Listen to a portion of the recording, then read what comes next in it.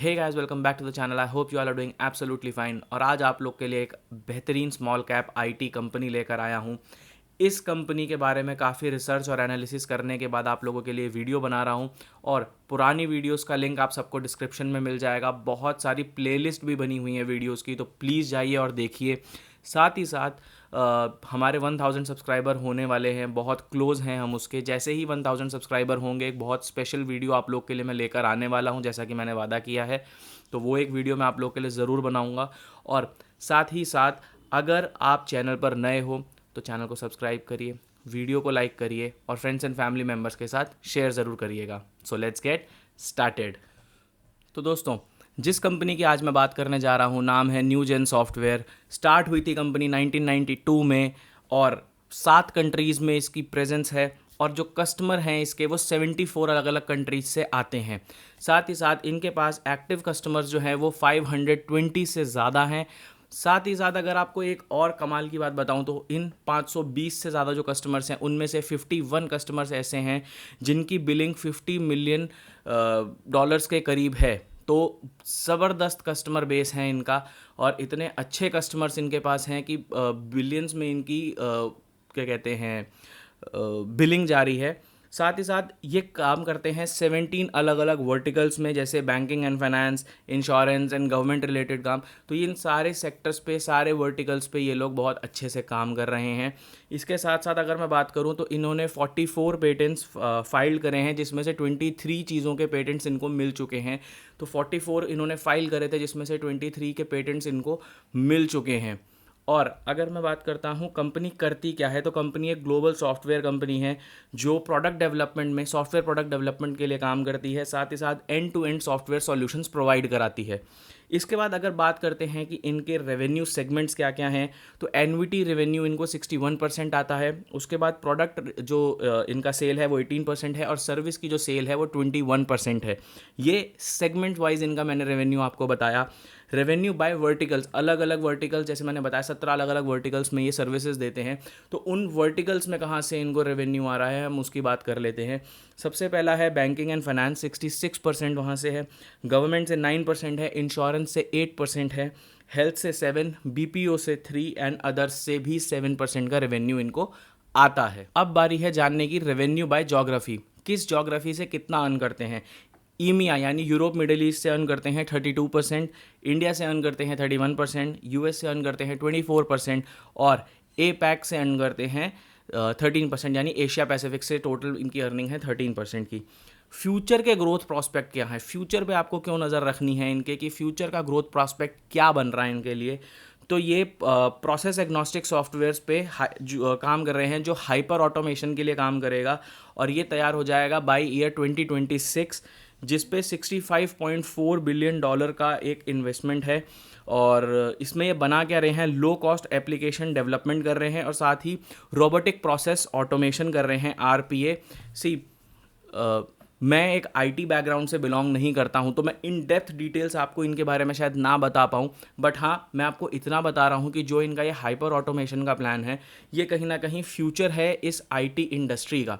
तो अगर आप इसके बारे में और जानना चाहते हैं तो मैं आपको सजेस्ट करूंगा कि आप गूगल पे जाएं और कुछ आईटी स्पेशलिस्ट जो हैं उनकी वीडियोस देखें, सो दैट आपको इसके ऊपर और एक बेटर इन्फॉर्मेशन मिल पाए। और अगर आपको समझने की ज़्यादा क्यूरियोसिटी है तो वहाँ से आप समझ सकते हैं इसको। साथ ही साथ ये एक कंटेंट सर्विस प्लेटफॉर्म बिल्ड कर रहे हैं जो 2026 तक बिल्ड होगा इनका, और उस पर भी $9.4 बिलियन का इनका इन्वेस्टमेंट होने वाला है। अब इनका मेन बिजनेस क्या है, देखिए हमने सेगमेंट से रेवेन्यू समझ लिया, सब कुछ समझ लिया, हमें समझ आ गया कि ये software end to end development company है, end to end solutions provide कराती है। बट मेन बिजनेस इनका जो आता है वो कैसे आता है, इनका मेन बिजनेस एक प्लेटफॉर्म है इनका न्यू जेन 1 करके इनका एक प्लेटफॉर्म है। और ये प्लेटफॉर्म है 1992 से इनका। इसके अंदर क्या करते हैं, जो ये प्लेटफॉर्म है इनका, एक ये novelty build unified hyper automation platform है जो कि complex content driven and customer engaging business application है। ठीक है, सुनने में थोड़ा सा डिफ़िकल्ट लगता है, समझने में थोड़ा डिफ़िकल्ट लगता है, पर इसके अंदर काम क्या होता है, ये पूरी तरीके से एक फोकस करता है प्रोफेशनल आईटी डेवलपर्स के लिए, जो कि एजिलिटी और प्रोडक्टिविटी प्रोवाइड करने में हेल्प करता है। उसके बाद ये domain expertise package and composable components provide कराने में हेल्प करता है। Global SI partnerships for reach and sale के लिए भी ये इनका प्लेटफॉर्म काम करता है। देखिए, जो लोग आईटी बैकग्राउंड से होंगे उन्हें डेफिनेटली इसके बारे में पता होगा, या वो बेसिक जो मैं बता रहा हूँ वो सुन के समझ गए होंगे। अगेन मैं आपसे कह रहा हूँ, अगर आपको ज़्यादा इन्फॉर्मेशन चाहिए then you can Google it and you can also watch other YouTubers video जो आईटी स्पेशलिस्ट हैं और इनके ऊपर काम करते हैं। तो ये एक ऐसा प्लेटफॉर्म है इनका जो एक तरीके से properly professional IT driven platform है, और उसके ऊपर ये अलग अलग वर्टिकल्स को सर्व करता है अलग अलग रिक्वायरमेंट्स के अकॉर्डिंग। फॉर एग्जांपल, किसी बिजनेस कोई बैंकिंग कंपनी है तो उस बैंकिंग कंपनी के लिए ये इस प्लेटफॉर्म पे अपने जो भी चेंजेस करके उनको प्रोवाइड करेंगे ताकि वो उसके ऊपर काम कर पाएँ। ठीक है, तो ये जो प्लेटफॉर्म्स हैं ये इस तरीके से वर्क करते हैं, और ये 1992 से इनका प्लेटफॉर्म है, न्यू जेन 1 करके, जो काम कर रहा है इनका 1992 से।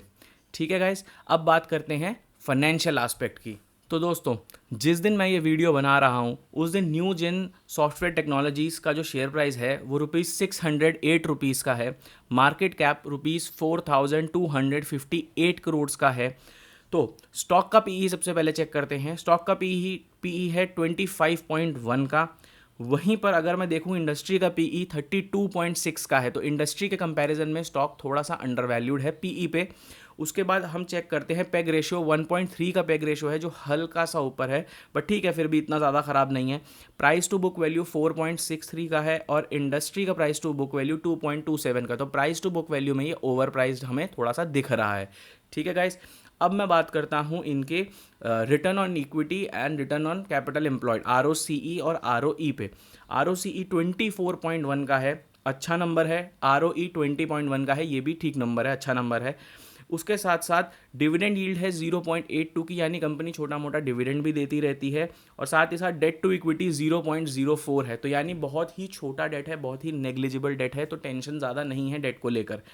उसके बाद अगर अब आगे बढ़ते हैं हम, तो यहाँ पर मेरे पास प्रॉफिट एंड लॉस स्टेटमेंट इनका खुला हुआ है। तो मार्च 2012 में इनका जो सेल्स था वो 139 करोड़ का था, और जो मार्च 2023 जो अभी रिसेंट हमारे पास रिजल्ट्स आए हैं उसमें 888 करोड़ का ये सेल्स हो चुका है। तो 10 साल के अंदर ऑलमोस्ट 7 टाइम्स इनका सेल्स इंक्रीज हो चुका है, 6-7 टाइम्स।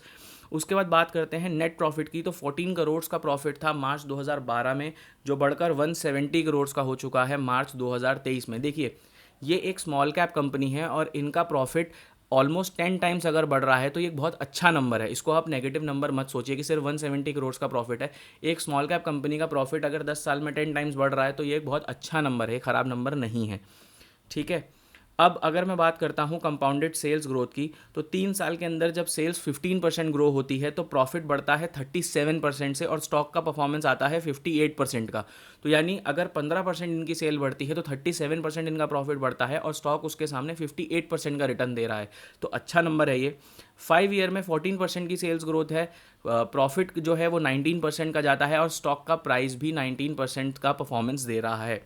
उसके बाद कंपाउंडेड सेल्स ग्रोथ, अगर कंपाउंडेड सेल्स ग्रोथ इनका 10 ईयर्स का देखूँ तो 17% बढ़ रहा है, तो प्रॉफिट 18% बढ़ रहा है। उसके सामने स्टॉक का CAGR नहीं है, यानी कंपनी 10 साल पहले लिस्टेड नहीं थी।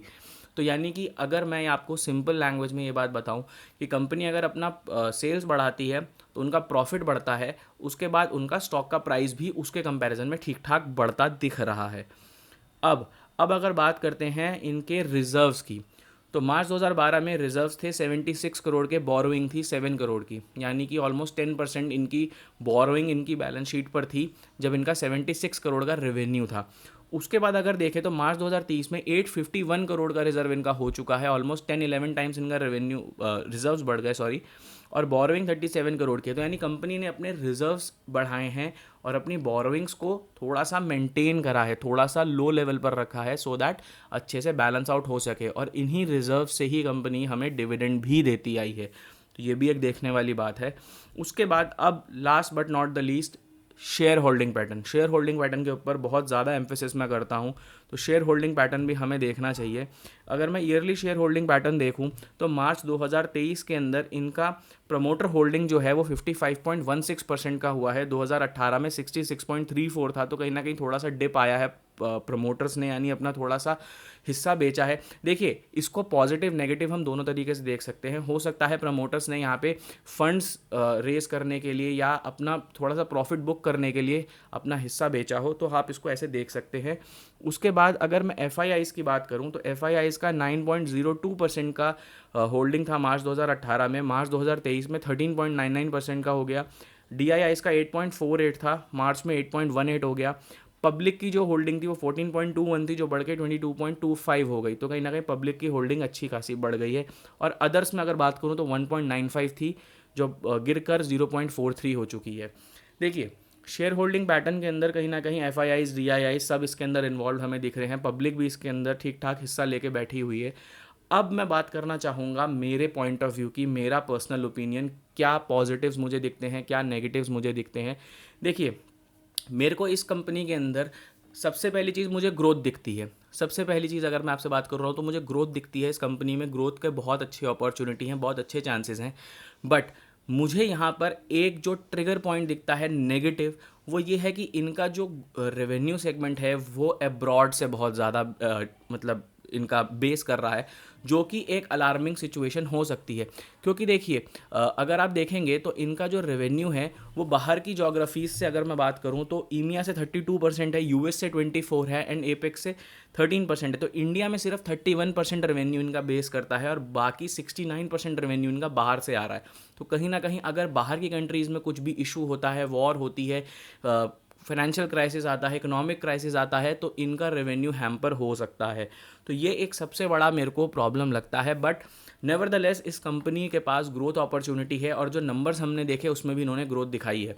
तो गाइज़, ये कोई इन्वेस्टमेंट एडवाइस नहीं मैं आपको दे रहा हूँ, ये सिर्फ एक अच्छी कंपनी जो मुझे लगा जिसमें ग्रोथ प्रॉस्पेक्ट है, जो लॉन्ग टर्म के लिए एक अच्छा ऑप्शन हो सकता है पोर्टफोलियो के लिए, मैंने वो आपको सजेस्ट करा है। अपने फाइनेंशियल प्लानर, इन्वेस्टमेंट एडवाइज़र से बात करके ही अगर आपको बाय सेल कुछ भी करना हो इस कंपनी पे आप करिए, ठीक है। ये सिर्फ एक इन्फॉर्मेशन के लिए वीडियो थी। और जैसा कि मैं पहले भी आपको बोल चुका हूँ, हम 1000 सब्सक्राइबर्स के बहुत करीब हैं। तो प्लीज़ वीडियो को सब्सक्राइब करिए अगर आप नए हैं, और अगर आपको वीडियो अच्छा लगता है लाइक करिए। और हम बहुत छोटे से मोटो पे काम करते हैं, stay together, grow together and prosper together. तो अपने दोस्तों के साथ शेयर ज़रूर करिएगा। I will meet you guys in some another video. Till then, bye bye, take care and जय हिंद।